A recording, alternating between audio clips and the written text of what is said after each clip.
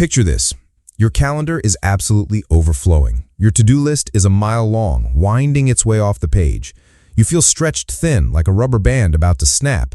And it's all because you just can't bring yourself to say that one little two-letter word, no. Sound familiar? Of course it does. We've all been there. We've all said yes when our gut was screaming no. And we've all paid the price in our time, our energy, and our peace of mind. But what if I told you that mastering the art of the intentional no isn't about being difficult or selfish? What if it's the missing piece to living a life that truly reflects your values and fiercely protects your peace?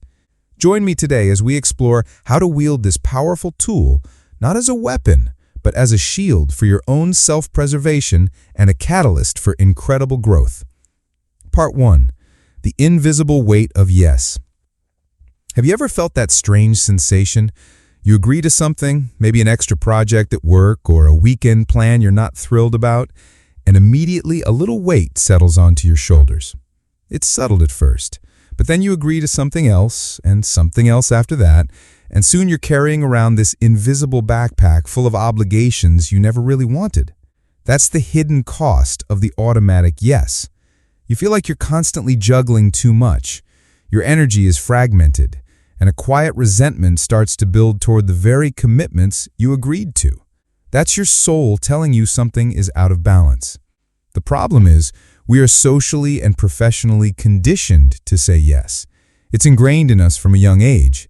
Say yes to be helpful. Say yes to avoid conflict. Say yes to be seen as a reliable friend, a dedicated employee, a team player. But this yes instinct, when left unchecked, often backfires. The very things we are trying to achieve by saying yes, respect, connection, success, are eroded by the burnout and inauthenticity that come from overcommitting. Think about it. That yes to your boss's last-minute request meant no to your family dinner. That yes to a social gathering that drains you meant no to an evening of rest and recharge that you desperately needed. Every yes has an equal and opposite no attached to it. The question is, are you saying no to the right things? Part 2. Unpacking the no phobia.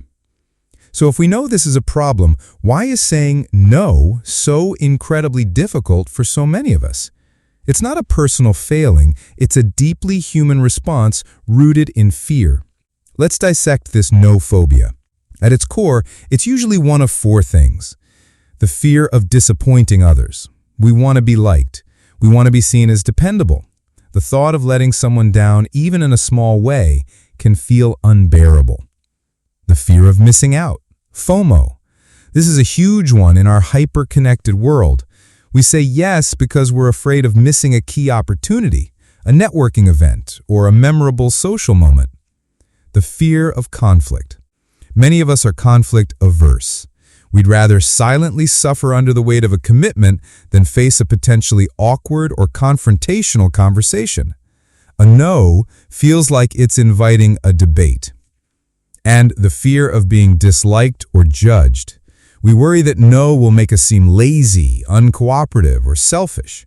Our desire for belonging is so strong that we often sacrifice our own needs to stay in the good graces of the group.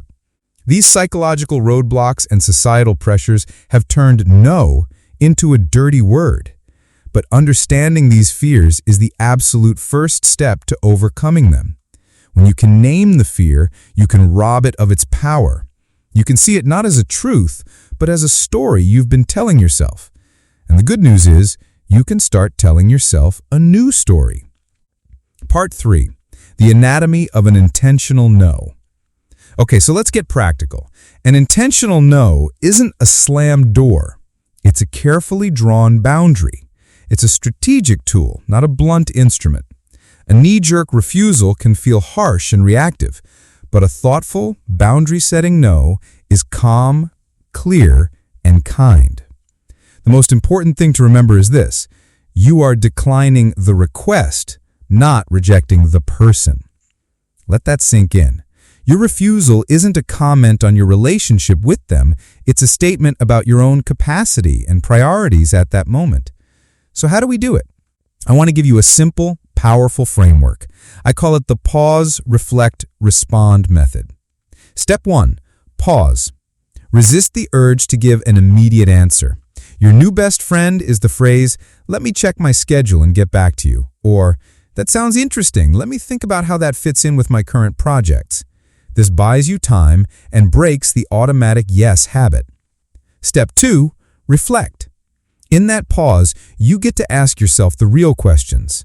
Does this align with my values and goals? Do I honestly have the time and energy for this right now? What would I be saying no to if I said yes to this? Be honest with yourself. Step 3. Respond. Now you deliver your intentional no with clarity and kindness. Here are a few phrases you can borrow and make your own. The gracious decline. "Thank you so much for thinking of me for this project. Unfortunately, my plate is full right now and I can't give it the attention it deserves." The alternative solution. "I'm not able to help with that right now, but have you considered asking Sarah? She has great experience in this area." The principled stand. "As a rule, I keep my weekends for family time, so I'll have to pass, but I wish you the best with it."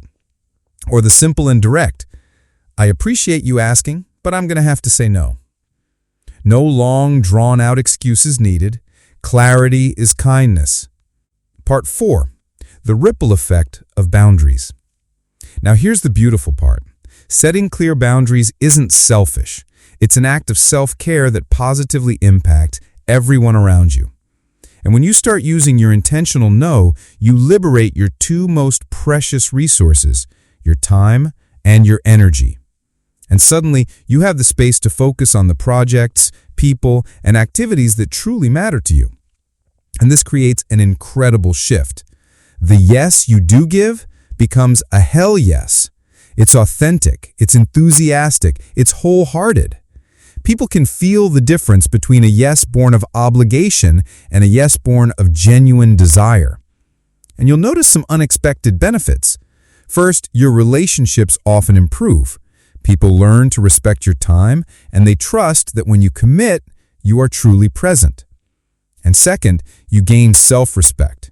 Every time you honor your own limits, you send a powerful message to your subconscious that you matter. And finally, you experience a profound sense of inner peace. That constant low-grade hum of anxiety from being overcommitted begins to fade, replaced with a calm confidence that you are in control of your own life. Part 5. Your no-growth blueprint. Learning to say no isn't a one-and-done skill. It's a practice. It's a muscle that you need to exercise. So let's build a simple blueprint to get you started. First, develop a no-go list.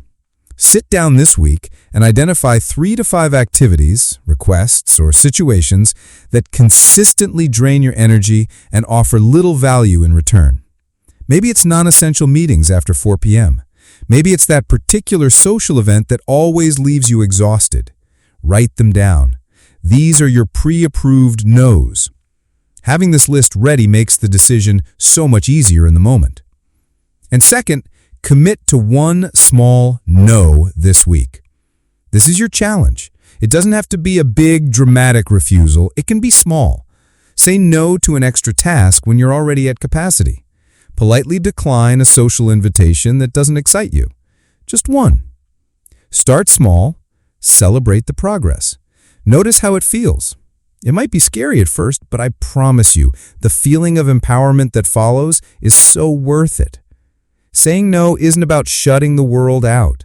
It's about opening up the space to say yes to yourself, to your peace, to your priorities, and to a life that feels authentic and fulfilling.